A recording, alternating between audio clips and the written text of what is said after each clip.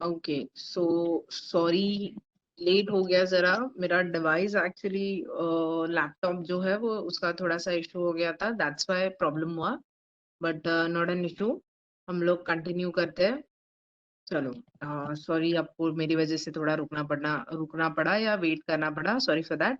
चलो अभी हम लोग कंटिन्यू करते हैं, विल स्टार्ट। लाइक हम लोग ने 2 लेक्चर्स पहले हिस्ट्री का सेकंड टॉपिक स्टार्ट किया था, हिस्टोरियोग्राफी इंडियन ट्रेडिशन, राइट। तो उसमें हम लोग ने क्या क्या पढ़ा था एक बार रिवाइज कर लेते हैं हम लोग, और फिर उसके बाद में हम लोग फ्रेश टॉपिक पे, as in you know what, हम लोग फ्रेश पॉइंट्स पे जाएंगे। तो सबसे पहले we have started with the history Indian tradition, right. History Indian tradition हम लोग ने स्टार्ट किया था, जिसमें हम लोग ने देखा कि इंडिया का तरीका क्या है, right. What is the Indian style of writing history, और यू नो व्हाट, हिस्ट्री को प्रिजर्व करने का इंडिया का तरीका क्या है, ये हम लोग ने देखा था। तो सबसे पहले अगर हम लोग बात करेंगे तो हम लोग ने क्या देखा था कि इंडिया में ओरल रेसिटल्स एज इन सब चीजें ओरली और वर्बली, मतलब स्टोर करके या रिकॉर्ड करके रखी जाती थी। लेटर ऑन हम लोगों को ये देखने मिलता है कि उसको ओरली जब हम लोगों ने रिकॉर्ड करना स्टार्ट किया, ओरली जब सब चीजें रिकॉर्ड होना स्टार्ट हो गई, तो स्टार्टिंग में तो सब ओरली चलता था, कॉमन एरा से पहले तो सब ओरली चल रहा था। लेटर ऑन हम लोगों को ये देखने मिलता है, जैसे अगर हम लोग बात करेंगे तो मौर्यन डायनेस्टी का पीरियड आया। तो मौर्यन डायनेस्टी के टाइम पे हम लोगों को देखने मिलता है कि उन लोगों ने स्टोन्स या रॉक्स पे जो है, रॉक्स को काफ्ट करना या फिर स्टोन को काफ्ट करना शुरू किया, उसके ऊपर लिखना शुरू किया।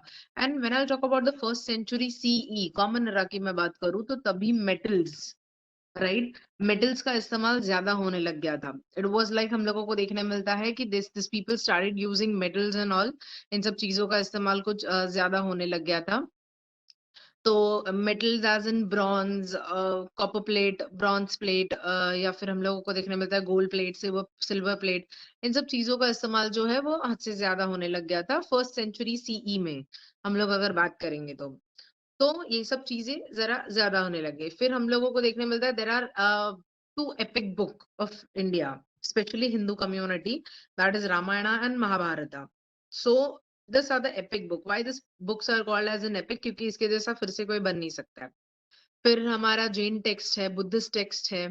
तो ये सब इंडियन बुक्स है, जो आज भी इंडिया में हम लोगों को देखने मिलता है कि आज भी इंडिया में है, या फिर इसको यू नो व्हाट इज आज भी इंडिया में मौजूद है ये सब किताबें। लेटर ऑन हम लोगों को ये देखने मिलता है कि अगर हम लोग बाद में बात करेंगे, तो धीरे धीरे अगर हम लोग बोलेंगे तो ये सब चीजें चेंज होने लगी, राइट। फिर हम लोग बात करेंगे, I will talk about you know what, medieval period की बात करेंगे। When I talk about the medieval period, medieval period से भी पहले 7th सेंचुरी में हम लोगों को देखने मिलता है, बना भट्टा ने किताब लिखी थी। बना भट्टा की मैं अगर बात करूँ तो उनकी किताब थी, दैट इज हर्षा चरित्रा। फिर उसके बाद में Kalhana, 12th century medieval period में कल्हाना ने कश्मीर रीजन के बारे में लिखा था, about the Kashmir region, entire Kashmir region के बारे में। So this 2 books are the main sources, जिसके थ्रू हम लोगों को कॉमन एरा के बारे में, स्पेशली बना भट्टा का हर्षा चरित्र, राजा हर्षवर्धन के ऊपर जो किताब है, उसके थ्रू हम लोगों को तभी के जमाने का नॉर्थ इंडिया कैसे था उसके बारे में पता चलता है। And again when I talk about, जब मैं मिडिवल पीरियड की बात करती हूँ, तो राज तरंगिनी, ये किताब जो कल्हाना ने लिखी थी, ये किताब पढ़ने के बाद हम लोगों को मिडिवल पीरियड के बारे में ज्यादा पता चलता है।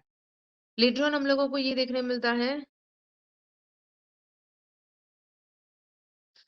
लेटर ऑन हम लोगों को ये देखने मिलता है, ओके, शायद मैं थोड़े टाइम के लिए आप लोगों को ना दिखूं, because I am using my mobile, there is some like problem with my laptop.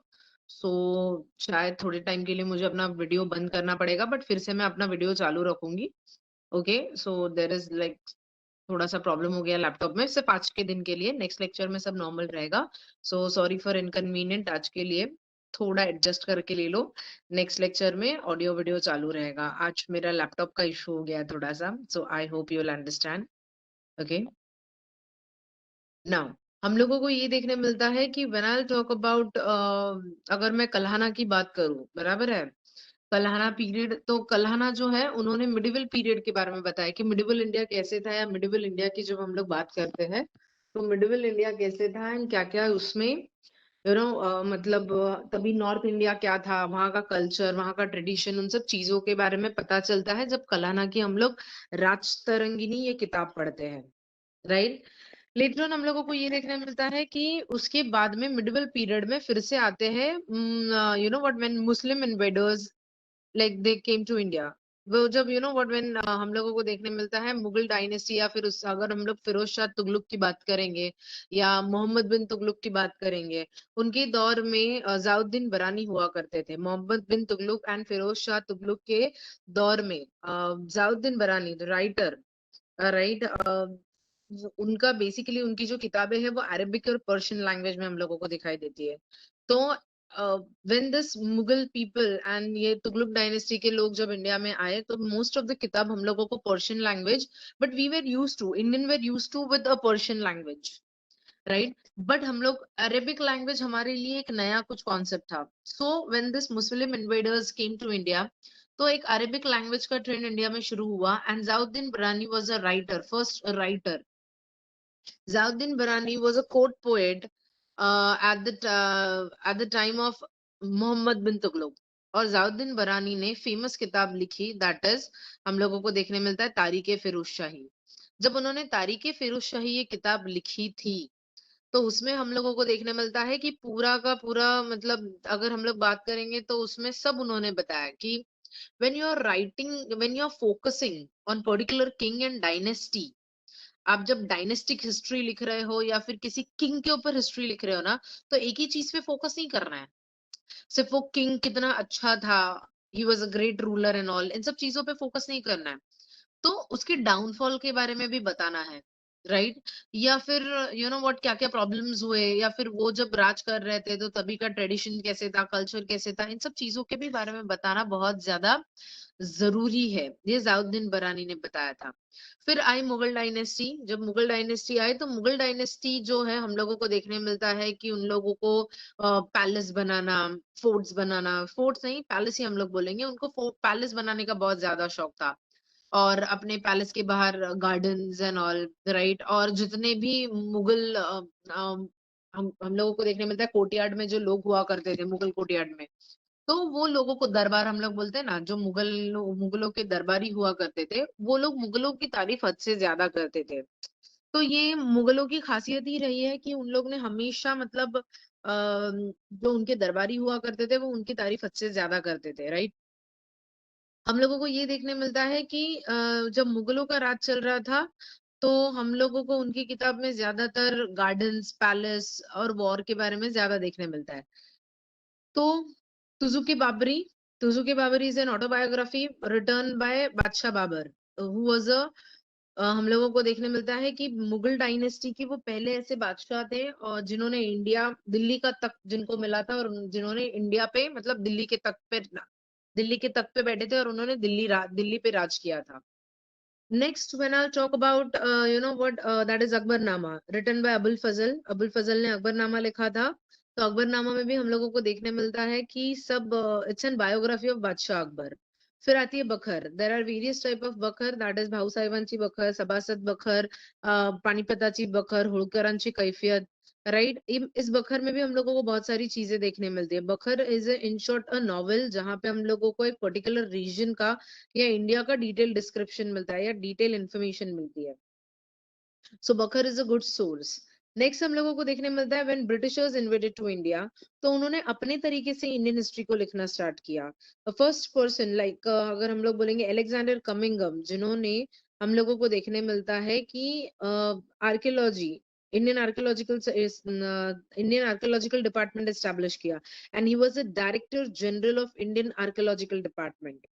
Next अगर हम लोग बात करेंगे तो उसके बाद में 1920 में जब हड़प्पन एंड मोहनजोदारो सिटी के बारे में पता चला, तो John Marshall was a leader और उनके लीडरशिप के तहत हम लोगों को हड़प्पन सिटी या हड़प्पन सिविलाइजेशन के बारे में पता चला।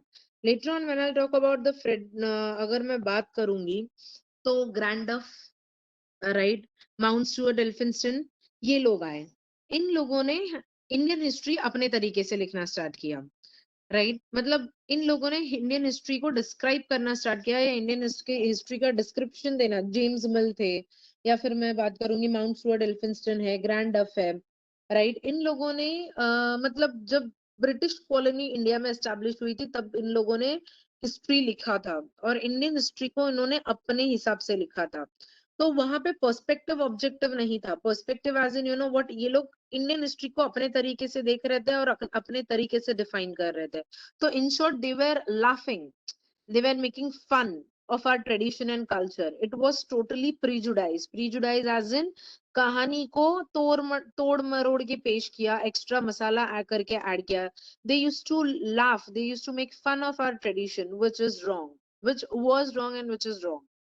Right? And हम लोगों को देखने मिलता है कि इन लोगों को क्रिटिसाइज करने वाले दो लोग थे, मतलब जेम्स मिल, या फिर अगर मैं बात करूंगी अबाउट द ग्रैंड डफ, about the mount Stuart Elphinstone या विलियम हंटर की मैं बात करूंगी, तो इन चारों ऑथर को जिन्होंने इंडिया के ऊपर हिस्ट्री लिखी थी या अपने तरीके से इंडियन हिस्ट्री लिखी थी, तो उन इन्होंने जो हिस्ट्री लिखी थी उस हिस्ट्री को क्रिटिसाइज करने वाले, राइट, या उनकी नरेशंस को क्रिटिसाइज करने वाले दो लोग थे। That is Neelkanth Janardan Kirtane and Vishwanath Kashinath Ghanekar, जो आपको मैंने अभी स्क्रीन पे पेज, आई मीन जो पेज शेयर किया है उसमें आपको स्क्रीन शेयर किया है उसमें आपको दिखाई देगा उन लोगों का नाम, राइट। नीलकंठ जनार्दन कीर्तने एंड वीके राजवाड़े, ये दो लोग ऐसे थे जिन्होंने इंडिया, व्हाट, जिन्होंने ब्रिटिशर्स की, this were the Indian freedom, this people were the Indian freedom fighters and plus Indian historian भी कहा जाता है इनको। इन लोगों ने ग्रैंडफ की किताब को क्रिटिसाइज किया, राइट, वो जरूरी था। क्यों? क्योंकि अगर वो लोग क्रिटिसाइज नहीं करते तो ये लोग हमारे ट्रेडिशन के बारे में बहुत गलत गलत लिखते हैं, फिर प्रॉब्लम होता। इसीलिए इन दोनों लोगों ने उनको क्रिटिसाइज किया। नाउ नेक्स्ट हम लोगों को देखने मिलता है that is Indian historiography, various ideological framework. First is colonial historiography. Colonial historiography मतलब क्या? मतलब जब कॉलोनियल पीरियड चल रहा था, मतलब जब इंडिया में ब्रिटिशर्स की कॉलोनी एस्टैब्लिश हुई थी, राइट, हम लोगों को देखने मिलता है कि जब इंडिया में ब्रिटिशर्स की कॉलोनी एस्टैब्लिश हुई थी, एट दैट टाइम हम लोगों को ये देखने मिलता है कि ब्रिटिशर्स ने जो है, राइट, ब्रिटिशर्स ने जब इंडिया में कॉलोनी एस्टैब्लिश किया था तब किताबें लिखी गई थी, that is Cambridge history of India. Cambridge history of India की अगर हम लोग बात करेंगे तो ये जब किताब लिखी गई थी इसमें पूरी एंटायर इंडियन हिस्ट्री आपको दिखाई देगी। 5 वॉल्यूम्स में ये किताब लिखी गई थी। एंड हम लोगों को ये देखने मिलता है कि इसमें एंटायर इंडियन हिस्ट्री, मतलब ancient Indian history, medieval Indian history and what, contemporary world के बारे में हिस्ट्री लिखी गई थी। तो इसमें हम लोगों को ये देखने मिलता है कि इट वाज लाइक पूरा हिस्ट्री हम लोगों को उसमें दिखाई देता है, इंडिया का हिस्ट्री। तो इंडिया का कल्चर, ट्रेडिशन, फिर उसके बाद में कौन से डायनेस्टी ने इंडिया पे राज किया है, everything everything was been included. उसमें सब कुछ लिखा गया था या फिर सब कुछ बताया गया था। और इस किताब को लिखने के लिए बहुत टाइम गया। अगर हम लोग ना भी बोलेंगे तो अप्रोक्सीमेटली 15 इयर्स। 15 इयर्स बहुत लंबा टाइम स्पैन होता है। 1922 से लेकर 1937 ये पूरा टाइम जो है वो कैम्ब्रिज हिस्ट्री ऑफ इंडिया, ये किताब उसके 5 वॉल्यूम्स लिखने में चला गया, right. And it was too difficult क्योंकि इंडियन हिस्ट्री को डीपली स्टडी करना एंड फिर उसके ऊपर लिखना, तो most of the people were interested, मतलब कुछ ब्रिटिश ऑफिसर्स ऐसे थे कि जिनको इंडियन हिस्ट्री में बहुत ज्यादा दिलचस्पी थी। होता है ऐसा, व्हाट, जैसे अगर suppose if we are interested in history या हम लोगों को हिस्ट्री के टॉपिक पसंद है, तो हम लोग पूरे वर्ल्ड की हिस्ट्री पढ़ना पसंद करते हैं। सॉरी, हम लोग पूरे वर्ल्ड की हिस्ट्री पढ़ना ज्यादातर पसंद करते हैं, right. What we do basically is, जैसे what, like I love history, but मैं क्या करूंगी कि मैं ऑब्वियसली व्हाट, मुझे ग्रीक की हिस्ट्री पढ़ना पसंद आएगा, राइट, या फिर मैं बोलूंगी कि मुझे फ्रेंच हिस्ट्री पढ़ना अच्छा लगेगा, ऑब्वियसली बिकॉज व्हाट, मेरा वो इंटरेस्ट है। तो ऐसे ही जब what this Britishers invaded to India, तो उनको इंडियन हिस्ट्री में बहुत ज्यादा दिलचस्पी जो है वो मतलब दिलचस्पी आई। एंड फिर उन्होंने इंडियन हिस्ट्री को स्टडी करना स्टार्ट किया। सबसे पहले तो यहाँ का कल्चर, लैंग्वेज, रिचुअल्स सब उन्होंने क्या किया, आई मीन समझना स्टार्ट किया, राइट। एंड फिर हम लोगों को देखने मिलता है उन्होंने इंडियन हिस्ट्री लिखी। बट हम लोगों को ये देखने मिलता है कि जब हम लोग ब्रिटिश ऑफिसर ने जो हिस्ट्री लिखी है, अगर हम लोग उसको देखेंगे ब्रिटिश ऑफिसर्स जितने भी थे, अगर उन्होंने जिस हिसाब से हिस्ट्री लिखी है, अगर हम लोग वो चीज को देखेंगे, तो एक चीज तो हम लोगों को समझ में आती है कि दिस पीपल, राइट, ये लोग हमारे इंडियन कल्चर को रेडिक्यूल्ड समझते थे। रेडिक्यूल्ड का मतलब क्या है? एज एन इंफीरियर, बकवास, एकदम बकवास, या फिर व्हाट, बेमतलब का है इंडियन कल्चर, राइट। तो ऑब्वियसली व्हाट उनका, मैं ये नहीं बोल सकती कि व्हाट तब वो लोग क्यों बोलते थे ऐसे, उसके पीछे भी रीजन था। क्योंकि तभी के जमाने में हम लोग बहुत सारे सुपरस्टिशियस को फॉलो करते थे, तो मे बी उनका वैसा माइंडसेट बना होगा, राइट। मैं ये नहीं बोलती कि ब्रिटिश ऑफिसर सही है, मैं ये भी नहीं बोलती कि व्हाट वो गलत है, बट तभी के टाइम पे जो हमारे इंडिया में वर्ण सिस्टम चलता था, ब्राह्मण, क्षत्रिय, वैश्य, शूद्रास, फिर उसके बाद में हम लोगों को देखने मिलता है कि शूद्रास के ऊपर बहुत ज्यादा अत्याचार होता था। एंड फिर उसके बाद में हम लोगों को ये देखने मिलता है कि शूद्रास के ऊपर अत्याचार ज्यादा होता था, और फिर हम लोगों को देखने मिलता है कि सती प्रैक्टिस होती थी, राइट। विडो रीमैरिज का कॉन्सेप्ट नहीं था, औरतों पे ज्यादा अत्याचार होते थे। हम लोगों को देखने मिलता है कि कम उम्र में शादी होती थी, लड़कियों को पढ़ाया लिखाया नहीं जाता था। एट द एज ऑफ 5, 6, 7 लड़कियों की शादी होती थी। विधवाओं की जिंदगी, what, widows life were miserable. And फिर व्हाट, विडोज का चेहरा नहीं देखना है, काली बिल्ली ने रास्ता काट लिया एंड ऑल, ये सब बच्चों सुपरस्टिशियस थे। ये हम लोग कुछ ज्यादा ही तभी के जमाने में फॉलो करते थे, हद से ज्यादा हम लोग तभी सुपरस्टिशियस को फॉलो करते थे। दैट्स द रीजन व्हाई उनको शायद ऐसे लगा होगा कि Indian culture is ridiculed. But the thing is this, कि वो लोग गलत भी थे, क्योंकि वो लोग they were the Christian missionaries, and वो लोग मतलब व्हाट, वेस्टर्न कंट्रीज से इंडिया में आए थे, and western culture is totally different when you compare it with the India. So there is no comparison. हर एक कंट्री का अपना कल्चर और ट्रेडिशन होता है, हर एक कॉन्टिनेंट का अपना एक अलग ट्रेडिशन होता है। So you can make fun और you can laugh on anyone's culture, and that what this people were doing, British officers were doing, और Britishers used to do. Britishers हमारे कल्चर का मजाक उड़ा रहे थे। तो हम लोगों का बोलना यही था that you are ruling India, that's fine. But आप वही चीज अगर अपना माइंडसेट रखोगे दैट वेस्टर्न पीपल या western countries they are much superior and Indian peoples are inferior, तो ये गलत बात है ना, राइट। तो ये सब चीजें नहीं होनी चाहिए। तो उन्होंने जो किताबें लिखी है उसमें क्लियरली ये दिखाई देता है, हम लोगों को समझ में आता है कि उन्होंने what, there was prejudice, as in उन लोग बहुत ज्यादा खुद को सुपीरियर मानते थे और हम लोगों को इंफीरियर मानते थे। तो उनकी किताब में ये चीजें बहुत इजीली रिफ्लेक्ट होती है, या इजीली हम लोगों को दिखाई देती है, राइट। नेक्स्ट इज, शायद ही हमारा रीड करके हुआ है, इसीलिए मैं डायरेक्ट एक्सप्लेनेशन की तरफ जा रही हूँ। मैंने लास्ट लेक्चर में आई थिंक ये पैराग्राफ रीड किया था।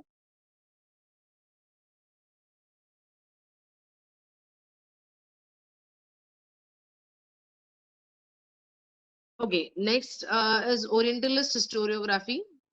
Just give me 2 minutes. I'll drink the water. 2 minute दे दो मुझे.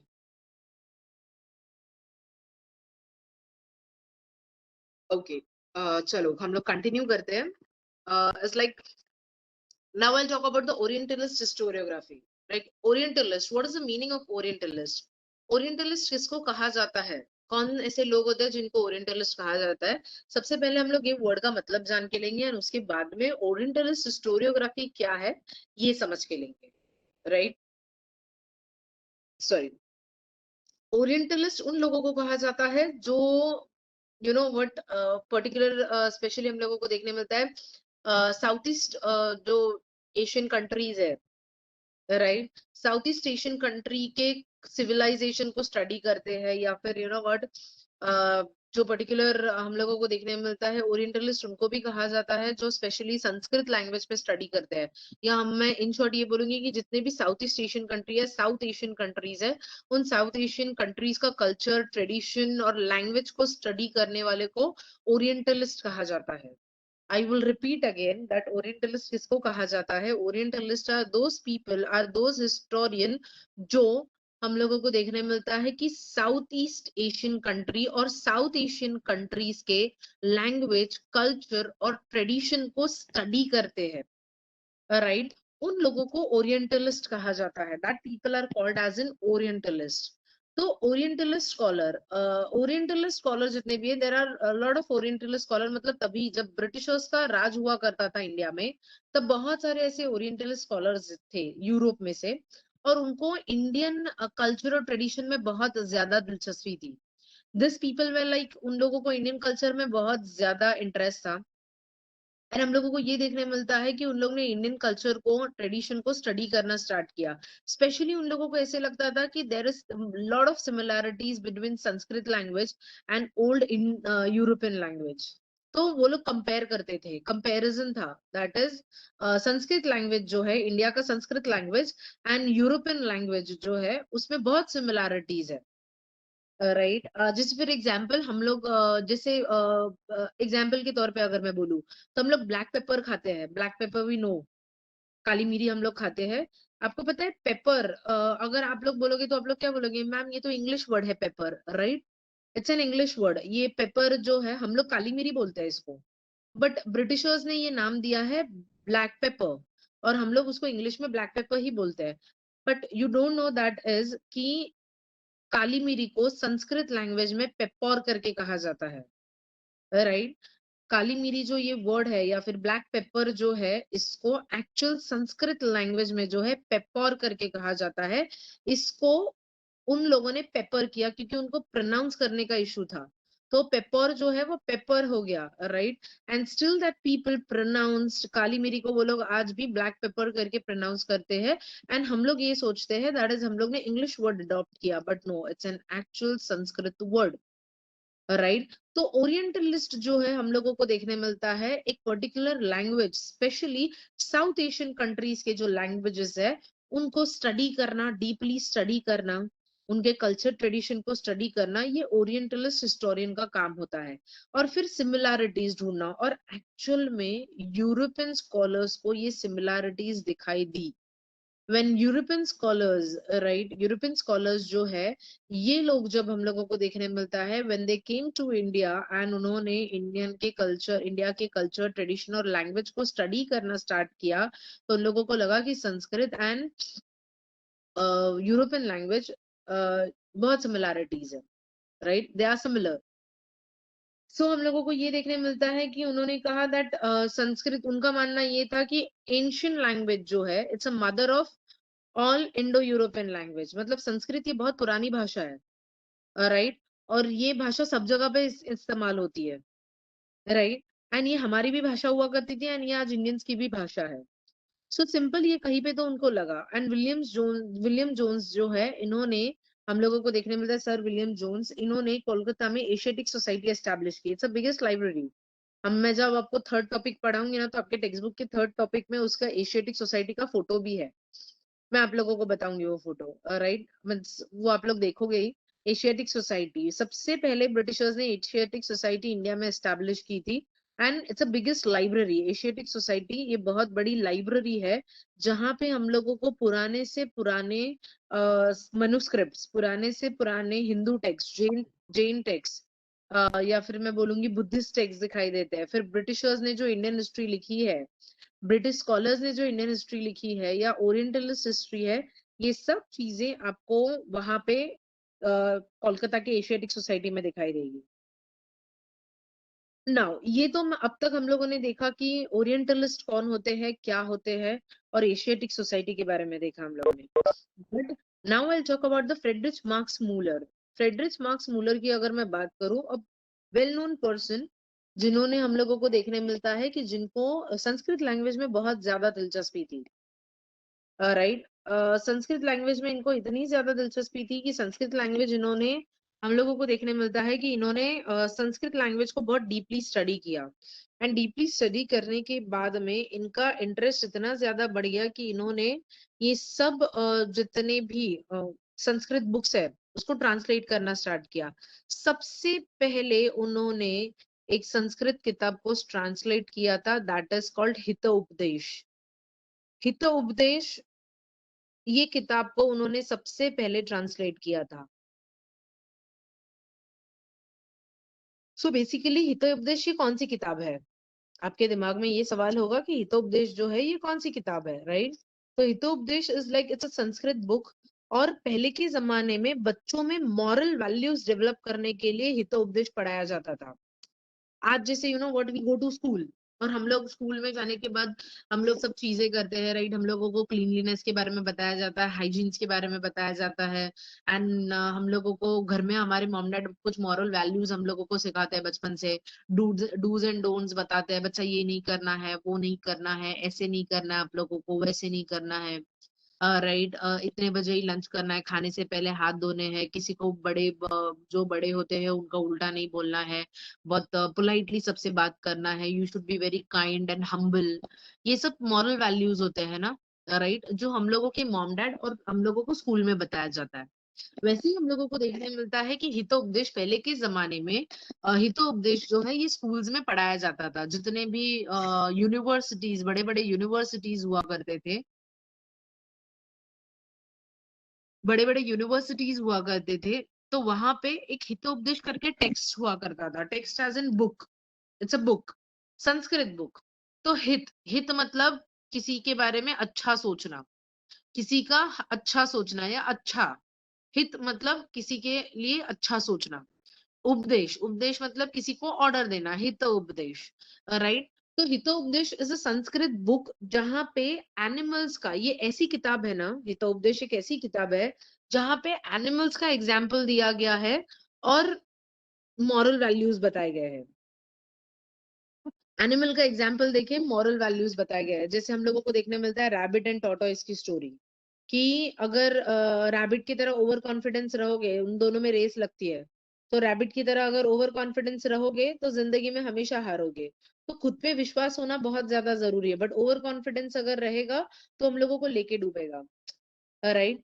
तो उसमें रैबिट का क्या एग्जाम्पल दिया है कि rabbit was an over confidence and tortoise was like confident था कि मैं ये कर सकता हूँ। और वो ओवर कॉन्फिडेंस के चक्कर में रैबिट सोता है, एंड फिर उसके बाद में जब टॉर्टोइज जीत जाता है तब वो उठता है, राइट। तो Hitopadesha is a one of the book जहां पे हम लोगों को देखने मिलता है कि एनिमल्स का एग्जाम्पल दिया गया है और मॉरल वैल्यूज के बारे में बताया गया है। ये एक ऐसी संस्कृत बुक है हितोपदेश। तो उस किताब हितो उपदेश को फ्रेडरिच मार्क्स मूलर ने संस्कृत लैंग्वेज से जर्मन और इंग्लिश लैंग्वेज में ट्रांसलेट किया था। Basically he was a German philosopher, and उन्होंने क्या किया था, उन्होंने इस किताब को, हम लोगों को देखने मिलता है कि सबसे पहले हितो उपदेश को दो लैंग्वेज में, that is German and English language में ट्रांसलेट किया था। लेटर ऑन उन्होंने और इंडियन बुक्स पढ़ना स्टार्ट किया, उन्होंने अलग अलग इंडियन बुक्स पढ़ना स्टार्ट किया। एंड जब उन्होंने इंडियन बुक्स पढ़ना स्टार्ट किया तो उन्होंने इंडिया के चार वेदास को पढ़ना स्टार्ट किया। चार वेद, ऋग्वेद, सामवेद, यजुर्वेद एंड अथर्ववेद। शायद आप लोगों ने सुना होगा, but I will repeat, that is Rigveda, right. Rigveda is a book जहां पे हम लोगों को देखने मिलता है कि जितने भी हिंदुओं के देवी देवता है, gods and goddess, Hindu community के जितने भी गॉड एंड गॉडेस है, उनकी चैंटिंग है उसमें। चैंट मतलब उनको प्रेस किया गया, नॉट चैंटिंग एक्चुअली, उनको प्रेस किया गया है। कि Rigveda is a one of the book जहां पे जितने भी हिंदू गॉड एंड गॉडेस है उनको प्रेस किया गया है, उनके बॉडी स्ट्रक्चर के बारे में, उनके ब्यूटी के बारे में सब डिटेल इलेबोरेट किया है। तो ऋग्वेदा में हम लोगों को सब व्हाट, जितने भी हिंदू गॉड एंड गॉडेस है उनके इनकारनेशन के बारे में, इनकारनेशन मतलब उनके अवतारों के बारे में, फिर उनके ब्यूटी के बारे में बताया गया है। Rigveda is one of the book. तो ऋग्वेदा जो है ये हम लोगों को देखने मिलता है, वेद, फोर वेद, जो वेदास है, वेद बुक है, वो हिंदू कल्चर के हिसाब से बहुत ज्यादा इंपॉर्टेंट है। हिंदू कम्युनिटी में चार वेद, वेद की आई मीन जो चार वेद है बहुत ज्यादा इंपॉर्टेंट है, that is Rigveda, Samveda, Yajurveda and Atharvaveda, right. And हर एक वेद जो है उसका अपना अपना एक मतलब होता है, right. Now the thing is this कि ऋग्वेदा में हम लोगों को सब गॉड एंड गॉडेस के बारे में पता चलता है। तो उन्होंने क्या किया कि फ्रेडरिच मार्क्स मूलर जो है, इनको हमारे इंडियन कल्चर में बहुत ज्यादा दिलचस्पी डेवलप हुई। And what he has done, उन्होंने सीधा व्हाट ऋग्वेदा को ही पकड़ लिया कि जहाँ पे हिंदू गॉड एंड गॉडेस को प्रेस किया गया है, उसी किताब को पकड़ के उन्होंने क्या किया, उसको ट्रांसलेट किया। अब उन्होंने उसके 50 वॉल्यूम्स बनाए। एक्चुअली ऋग्वेदा बहुत बड़ी किताब है, राइट। ऑब्वियसली जाहिर सी बात है उसके 50 वॉल्यूम्स बनेंगे, राइट। और इट्स अ सैक्रेड बुक, मतलब हम लोगों को देखने मिलता है बहुत ही अहम किताब है south I mean south east Asian की, एशियन ईस्ट एशियन कंट्रीज जो है, या south east Asian, not not east Asian, south east Asian country की ये बहुत ही अहम किताब है, राइट। एंड उसी को उन्होंने ट्रांसलेट किया क्योंकि उनको वेस्टर्न कंट्रीज में इंडियन कल्चर को शोकेस करना था या इंडियन कल्चर को बताना था। तो इसीलिए उन्होंने ऋग्वेदा को ही पकड़ा जहां पे हिंदू गॉड एंड गॉडेस का pray I mean Hindu god and goddess के बारे में बताया गया है, उनके ब्यूटी को इलाबोरेट किया है। एंड फिर उन्होंने उस वेद को 50 वॉल्यूम्स में ट्रांसलेट करके पूरे एंटायर, हम लोगों को देखने मिलता है यूरोप में ये किताब फेमस हो गई थी, right. He translated Rigveda in the German language and plus he you know what, हम लोगों को देखने मिलता है कि उन्होंने उसको जो है, राइट, हम लोगों को देखने मिलता है कि उन्होंने उसको हम इंग्लिश लैंग्वेज में भी ट्रांसलेट किया। सॉरी, उन्होंने हितोपदेश को 50 वॉल्यूम्स में ट्रांसलेट किया था, 50 volumes. I'm extremely sorry. I will repeat again. That is, मैं rephrase करूंगी उसको कि Hitopadesha was like in the 50 volumes and Rig Veda was in 6 volumes. Sorry, I'm extremely sorry. वो एक ही लाइन में था तो मैं शायद कंफ्यूज हो गई, आई एम एक्सट्रीमली सॉरी। सो हितोपदेश ये जो किताब है ये 50 वॉल्यूम्स में लिखी गई थी एंड ऋग्वेदा जो है वो 6 वॉल्यूम्स में लिखी गई थी। एंड हाँ, ऋग्वेदा की एक खास बात ये है, वो मैं आपको बताना भूल गई, कि ऋग्वेदा की जो हर एक वॉल्यूम की जो किताब है, 6 वॉल्यूम्स में ऋग्वेदा लिखी गई थी एंड वो हर एक वॉल्यूम जो है वो 1000 पेज का वॉल्यूम है। ये ऋग्वेदा की खासियत है, राइट। मतलब हम लोगों को ये देखने मिलता है that Rigveda got translated, Friedrich marks Müller ने ऋग्वेदा को 6 वॉल्यूम्स में ट्रांसलेट आई मीन 6 वॉल्यूम्स में लिखा था। एंड इट वाज लाइक उन्होंने संस्कृत से उसको इंग्लिश में भी ट्रांसलेट किया एंड जर्मन लैंग्वेज में भी ट्रांसलेट किया। But the thing is this कि उन्होंने 6 वॉल्यूम में उसको लिखा था एंड 6 वॉल्यूम में जब लिखा था तो हर एक वॉल्यूम 1000, हर एक किताब, हर एक वॉल्यूम जो है वो 1000 पेजेस की थी। एक वॉल्यूम मतलब एक किताब जो है, एक वॉल्यूम है, राइट। तो वो एक किताब जो है, एक वॉल्यूम जो है वो 1000 पेज का था, दूसरा वॉल्यूम 1000 पेज, तीसरा 1000 पेज, चौथा 1000, फिफ्थ 1000 एंड 6000, ऐसे हम लोगों को देखने मिलता है। ऋग्वेदा ऐसी 6 किताब बनी थी और वो एक किताब 1000 पेजेस की थी। लेटली हम लोगों को देखने मिलता है एडवर्ड जो है, Edward again you know what, he was a British scholar. तो उन्होंने भी इंडियन हिस्ट्री के ऊपर, मतलब उन्होंने भी यू नो बट वो भी ओरिएंटलिस्ट हिस्टोरियन थे, राइट। वो भी ओरिएंटलिस्ट हिस्टोरियन थे एडवर्ड की, अगर हम लोग बात करेंगे तो एडवर्ड ने इंडियन हिस्ट्री पे लिखना स्टार्ट किया और जब उन्होंने इंडियन हिस्ट्री पे लिखा तो हम लोगों को देखने मिलता है कि उनको भी इंडियन हिस्ट्री में बहुत दिलचस्पी आई, या उनको भी इंडियन हिस्ट्री जो है वो पसंद करने लगे थे। एंड फिर जब उनको इंडियन हिस्ट्री अच्छी लगने लगी एंड फिर उन्होंने you know what, he turned as an orientalist. And हम लोगों को ये देखने मिलता है कि जब इंपीरियलिस्टिक राज चलता था या इंपीरियलिज्म था, व्हाट इज इंपीरियलिज्म, आपको एक वर्ड यहाँ पे दिखाई देगा, इंपीरियलिस्टिक, राइट। अगर आप लोग स्क्रीन स्क्रीन जूम करोगे तो फ्रेडरिच मार्क्स मूलर के एग्जैक्ट नीचे इंपीरियलिस्टिक इंटरेस्ट ये आपको वर्ड दिखाई देगा। So that word is imperialism या इंपीरियल उसको कहा जाता है। तो what is the meaning of imperialism वो मैं बताती हूँ सबसे पहले। तो इंपीरियलिज्म का मतलब क्या होता है? इंपीरियलिज्म मतलब एक अमीर कंट्री किसी गरीब कंट्री के ऊपर राज करती है, डोमिनेट करती है, उसको इंपीरियलिज्म कहा जाता है। What is the meaning of imperialism? Imperialism का मतलब ये होता है एक अमीर कंट्री जब एक गरीब कंट्री के ऊपर राज करती है तो उसको हम लोग इंपीरियलिज्म बोलते हैं। तो in short, Friedrich marks Müller या फिर एडवर्ड की किताब या पढ़ने के बाद, किताबें पढ़ने के बाद, या उन वो लोग ओरिएंटलिस्ट थे, तो उनकी किताबें पढ़ने के बाद हम लोगों को ये समझ में आता है कि ये जितने भी ब्रिटिश स्कॉलर्स थे उनको इंडियन कल्चर में बहुत ज्यादा इंटरेस्ट था। उन्होंने इंडिया के ऊपर राज किया तो उन्होंने, हम लोगों को देखने मिलता है कि इंडिया के कल्चर में उनको बहुत ज्यादा दिलचस्पी थी, राइट। तो इन शॉर्ट उन्होंने इंडिया में अपनी कॉलोनी एस्टैब्लिश की और इंडिया में कॉलोनी एस्टैब्लिश करने के बाद इंडियन कल्चर को वो बहुत ज्यादा पसंद करने लग गए। ओके, अब तक जो मैंने पढ़ा उसमें आप लोगों को डाउट है?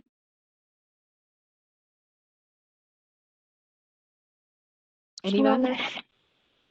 ओके, कोई वर्ड का मतलब नहीं समझ में आया हो ऐसा कुछ है?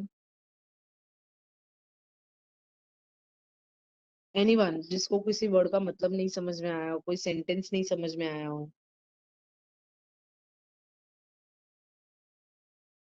ओके, चलो, किसी को भी डाउट नहीं है, दैट्स रियली गुड। नाउ मैं रीड करती हूँ, फिर इसका नेशनलिस्टिक हिस्टोरियोग्राफी मैं रीड करूंगी और फिर मैं आपको एक्सप्लेनेशन देते वक्त थोड़ा वीडियो ऑन रखती हूँ। आज I am extremely sorry guys, actually आज मेरे डिवाइस का इशू हो गया, इसकी वजह से थोड़ा सा आप लोगों को इनकन्वीनियंट हो रहा है कि मैं सिर्फ मेरा वॉइस सुनाई दे रहा है आप लोगों को, I am not visible, right. But ठीक है, हम लोग नेक्स्ट लेक्चर में ऐसा नहीं होगा। आई मेक श्योर कि नेक्स्ट लेक्चर में ऐसा ना हो। सिर्फ आज के दिन आप लोगों ने एडजस्ट किया, I am really thanksful, but I am sorry कि मेरी वजह से आपको इतना प्रॉब्लम हुआ। ओके, चलो, nationalistic historiography, writing of Indian history who were trained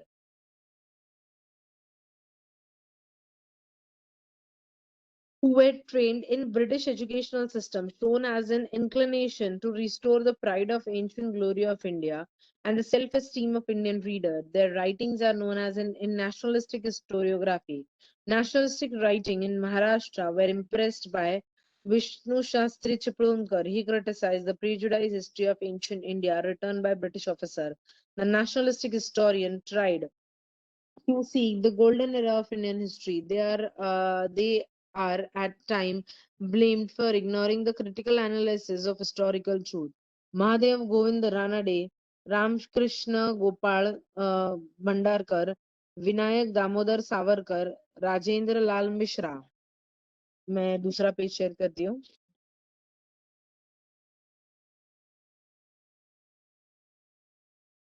Ramesh Chandra Majumdar,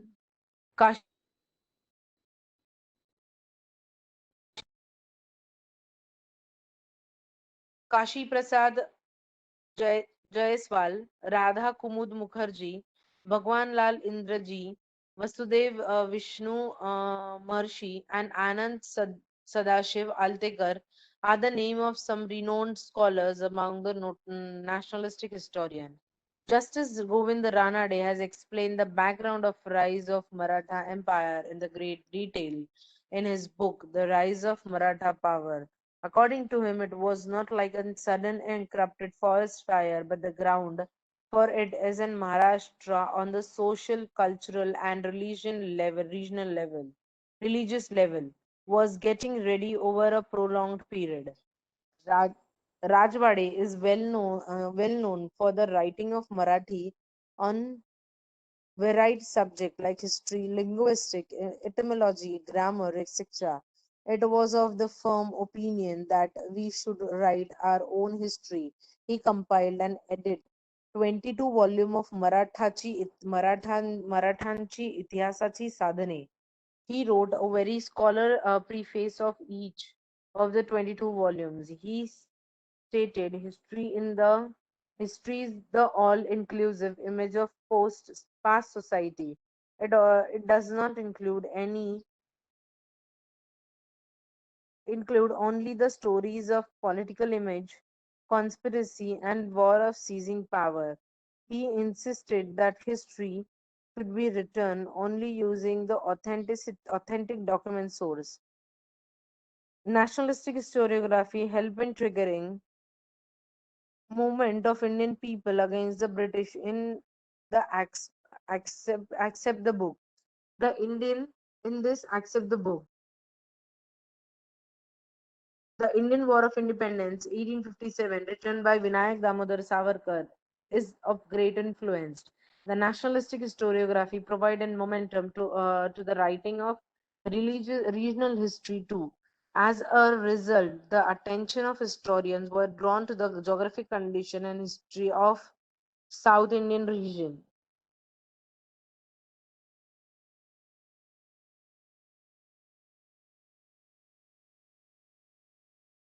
Now I'll talk about the nationalistic historiography. मैं पहले फिर से what पेज नंबर 10 पे आती हूँ क्योंकि वहां से हम लोग ने रीडिंग स्टार्ट किया था, राइट।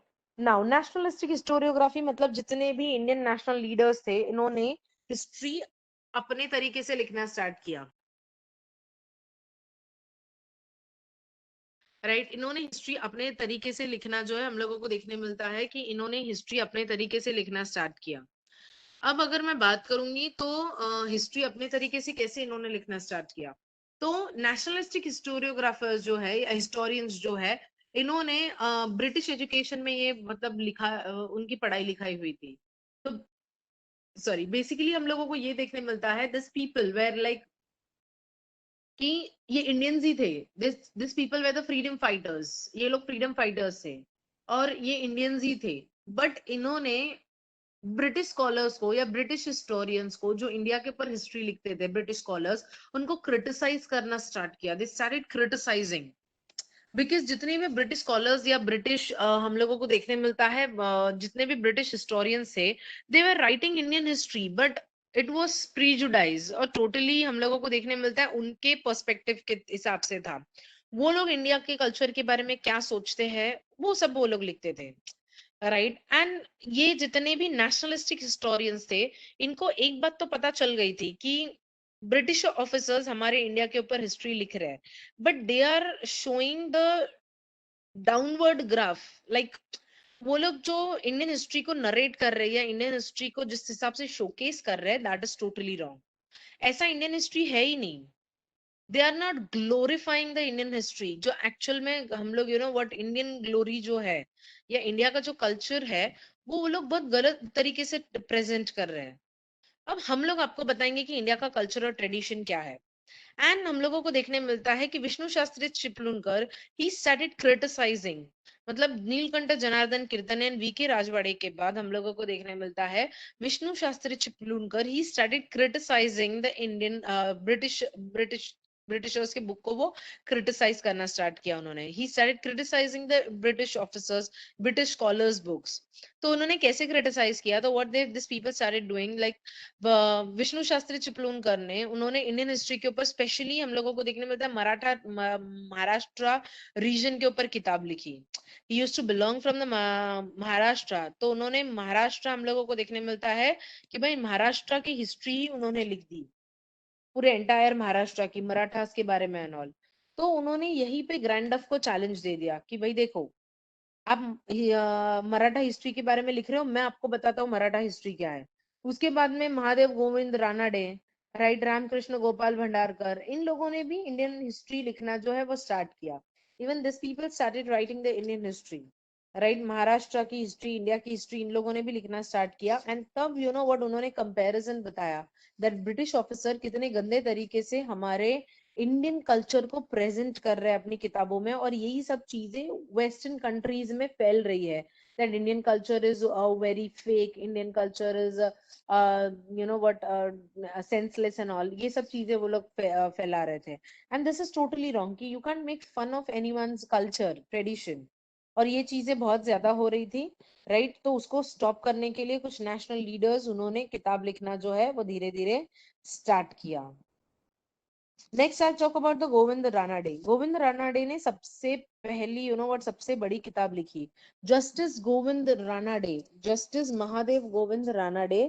ही वाज एन, हम लोगों को देखने मिलता है वो बैरिस्टर थे, मतलब वो जज हुआ करते थे बॉम्बे हाई कोर्ट के, right. And when I talk about the Mahadev Govind Ranade, कि इन्होंने जब अपना पूरा मतलब ही वाज लाइक जज, और उससे उनको उन्होंने रिटायरमेंट ले ली और उन्होंने किताब लिखना स्टार्ट किया। He started writing the book. तो जब उन्होंने किताब लिखी, राइट, तो उन्होंने किताब लिखी थी the rise of Maratha power, मतलब मराठा पावर कैसे उभर के आया या मराठा पावर की शुरुआत कैसे हुई, इन सब चीजों के बारे में उन्होंने लिखा था। तो उन्होंने अपनी किताब में सबसे पहले ये लिखा था दैट मराठा पावर जो है या फिर मराठा डायनेस्टी जो है, right, it's not like that कि ये सडनली जैसे जंगल में आग लगती है वैसे कहीं से तो Maratha you know what suddenly ऐसे उठ के आ गए। जब जस्टिस गोविंद रानाडे जो है, इनका बोलने का मतलब क्या था, जस्टिस गोविंद रानाडे का बोलने का एक ही मतलब था कि लाइक ब्रिटिशर्स जिस हिसाब से बता रहे हैं that Marathas all of a sudden जो है वो, मराठास जो है वो ऑल ऑफ अ सडन हम लोगों को देखने मतलब ब्रिटिशर्स ऐसे बोलते थे कि Marathas all of a sudden आ गए, राइट। पता नहीं अब तक तो वो लोग नहीं थे कभी महाराष्ट्र में, एंड फिर यू नो व्हाट, अचानक में उनको महाराष्ट्र की जागीरदारी मिलती है, मतलब लैंडलॉर्ड्स बन जाते हैं महाराष्ट्र के। एंड फिर वो लोग महाराष्ट्र पे यू नो व्हाट, मतलब फिर वो लोग कब्जा करना शुरू करते हैं। तो मराठास अचानक उभर के आए। तो जस्टिस गोविंद रानाडे ने ये कहा कि Marathas are not like that, कि वो लोग ऑल ऑफ अ सडन उभर के आएंगे, जैसे जंगल में ऑल ऑफ अ सडन आग लगती है, वैसे मराठा डायनेस्टी, मराठा खानदान ऐसे सडनली कहीं से तो उठ के आ गया, ऐसा नहीं था।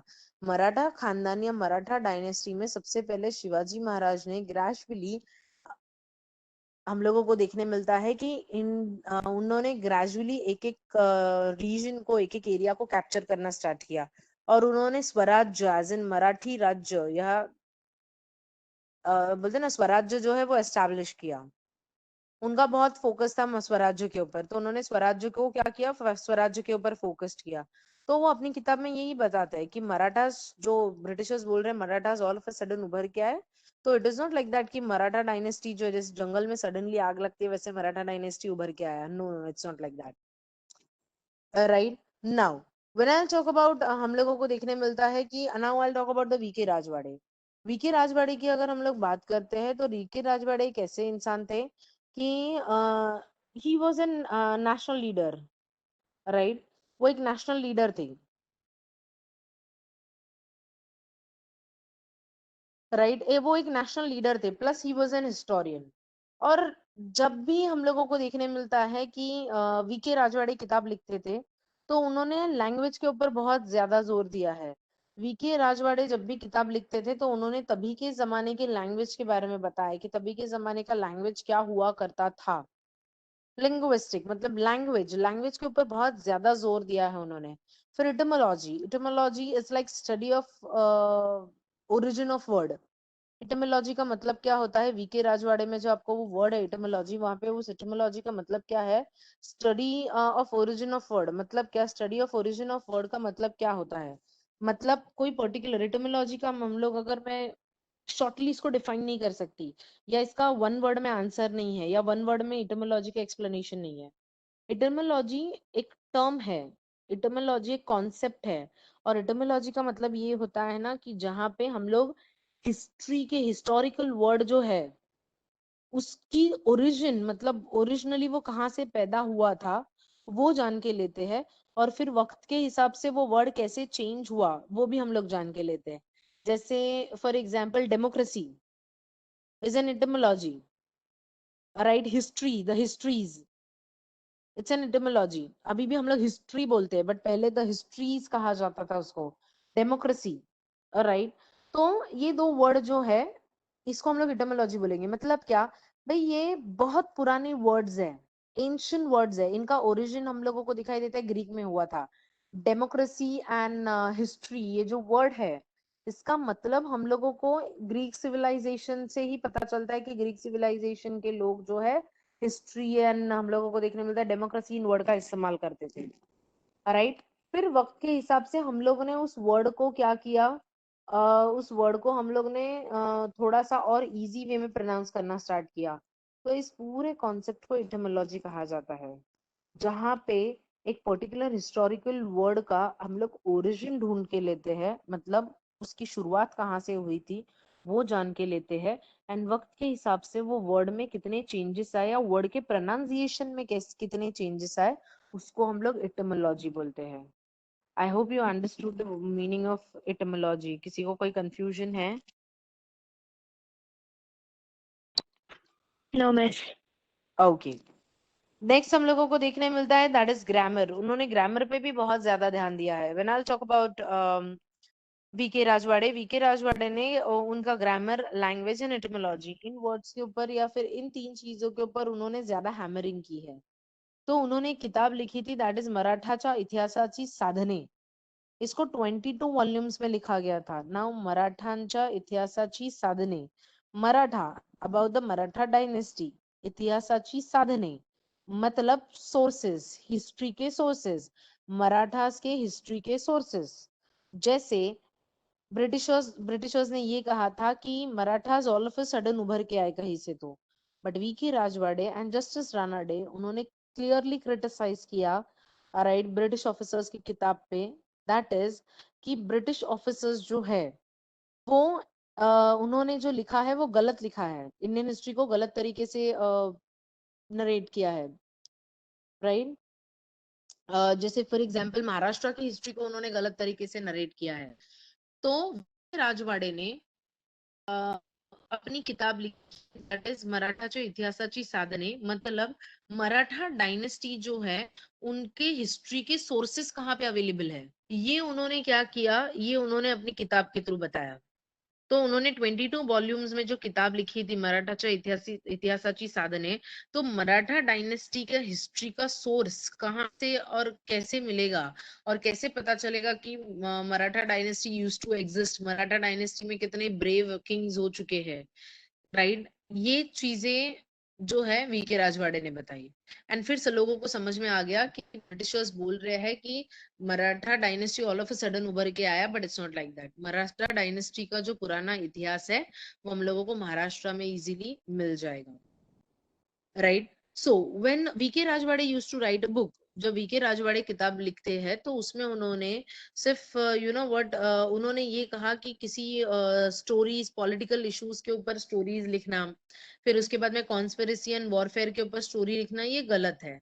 जब हिस्ट्री लिखी जाती है तो history should be like you know what authentic documents, documents में सच्चाई होनी चाहिए, वो डॉक्यूमेंट्स को बहुत ही अच्छे तरीके से रीड करो एंड फिर उसके बाद में कंक्लूजन पे आओ, ये वीके राजवाड़े बोलते थे। नेक्स्ट हम लोगों को देखने मिलता है कि नेशनलिस्टिक हिस्टोरियोग्राफी पढ़ने के बाद हम लोगों को देखने मिलता है कि कितना तभी के जमाने के लोग इंडियन इंडिपेंडेंस के लिए स्ट्रगल कर रहे थे। सो वो लोग इंडिया की हिस्ट्री को लिख रहे थे, साइड बाय साइड उनके दिमाग में एक ही चीज चल रही थी, that India should get an independence, right. तो हम लोगों को ये चीजें ज्यादा दिखाई देती है। फिर विनायक दामोदर सावरकर, दैट इज वीर सावरकर। आपको पता है इनको काले पानी की सजा हुई थी, अंडमान एंड निकोबार का जो जेल है ना, वहां पे इनको काले पानी की सजा हुई थी। काले पानी की सजा मतलब पूरे पैक रूम में रखा जाता है, दिन भर में एकदम ऐसे उस रूम में पूरा अंधेरा रहता है, कहीं से भी कहीं पे उजाला नहीं दिखाई देगा, और दिन दिन भर में पूरा एक ही टाइम खाना दिया जाता है। तो ऐसी जगह पे विनायक दामोदर सावरकर रहा करते थे, एंड तब है ना वो कविता गुनगुनाते थे। एंड विनायक दामोदर सावरकर जो है, दैट इज वीर सावरकर हम लोग उनको बोलते हैं। उन्होंने हमारे इंडिया के, मतलब वो जो बाहर आए, तो उन्होंने हमारे इंडिया के जोग्राफिक कंडीशन को डिस्क्राइब किया या जोग्राफिकल बाउंड्रीज को डिस्क्राइब किया, स्पेशली सदर्न रीजन, इंडिया के सदर्न रीजन को या इंडिया के जोग्राफिक पोजीशन को या जोग्राफिक कंडीशन को उन्होंने डिफाइन करना या फिर यू नो व्हाट बताना स्टार्ट किया लोगों को। तो हम लोगों को ये देखने मिलता है कि when I talk about the Vinayak Damodar Savarkar, उनकी जो किताब है इंडियन वॉर ऑफ इंडिपेंडेंस, ये किताब पढ़ने के बाद में हम लोगों को नॉर्थ इंडिया के बारे में पता चलता है, साउथ इंडिया के बारे में पता चलता है। 1987 में जो टिप्पू सुल्तान एंड झांसी की रानी मिलके स्ट्रगल कर रहे थे इंडिया को आजादी दिलवाने के लिए, तो उन सब चीजों के बारे में भी हम लोगों को पता चलता है। तो इन शॉर्ट हम लोगों को जोग्राफिक कंडीशन के बारे में पता चलता है कि नॉर्दर्न रीजन जो है इंडिया का, वो पूरा 87 के रिवॉल्यूशन वॉर में बिजी था। तो southern region were very dormant, मतलब एकदम शांत बैठा था, वो किसी को कुछ हेल्प नहीं कर रहा था, किसी को कुछ नहीं कर रहा था, राइट। तो विनायक दामोदर सावरकर की किताब पढ़ने के बाद एक चीज तो क्लियर हो ही जाती है, दैट इज कि उनकी किताब है, that is Indian war of independence 1857। ये किताब में क्लियरली बताया गया है नॉर्दर्न रीजन के बारे में, सदर्न रीजन के बारे में, एंड हम लोगों को उनके इन्वॉल्वमेंट के बारे में और 87 के रिवॉल्यूशन वॉर के बारे में, झांसी की रानी के बारे में, टिप्पू सुल्तान के बारे में। तो इन शॉर्ट नेशनलिस्टिक हिस्टोरियोग्राफी की अगर मैं बात करूं, तो नेशनलिस्टिक हिस्टोरियोग्राफी में हम लोगों को देखने मिलता है, that is nationalistic historiography, they were historians plus they were the freedom fighter, और उनका पेट्रोटिज्म जो है वो हम लोगों को दिखाई देता है बुक्स के थ्रू, कि वो लोग कितना इंडिया को प्यार करते थे और इंडियन हिस्ट्री को कितना ग्लोरीफाई करते थे। ओके, अब तक जो मैंने पढ़ाया तो वो आप लोगों को समझ में आया? Do you have any sort of doubt? No ma'am. Okay, तो अब मैंने यहाँ तक पढ़ाया है आपको, राइट। नेक्स्ट लेक्चर में ये टॉपिक मोस्ट प्रोबेबली हो जाएगा, अभी शायद एक 2 पेज का ये टॉपिक बचा है। टॉपिक इज वेरी लेंदी, इसीलिए टाइम लग रहा है, आज थोड़ा सा लेट लेक्चर स्टार्ट हो गया, वरना आज ही ये टॉपिक शायद कंप्लीट हो जाता। कोई बात नहीं, नेक्स्ट लेक्चर में what I will do is कि मैं ये टॉपिक कंप्लीट करती हूँ और इस टॉपिक के आपको आंसर्स भी ऑन द स्पॉट देती हूँ, राइट। एंड फिर नेक्स्ट लेक्चर में मैं होमवर्क भी अनाउंस करूंगी कि आप फिर होमवर्क क्या करने वाले हो ऑल। तो नेक्स्ट लेक्चर में what I will do is ये टॉपिक मैं कंप्लीट करके आपको आंसर्स दूंगी। आज मैंने जो भी आप लोगों को पढ़ाया है, अगर उसमें आप लोगों को डाउट है, so you can ask me in the next lecture. Okay, आप लोग नेक्स्ट लेक्चर में कोई वर्ड का मतलब, कोई पैराग्राफ का मतलब अगर नहीं समझ में आया हो, so you can ask me. Okay, that's it for the day. Have fun, मजे करो, बाय।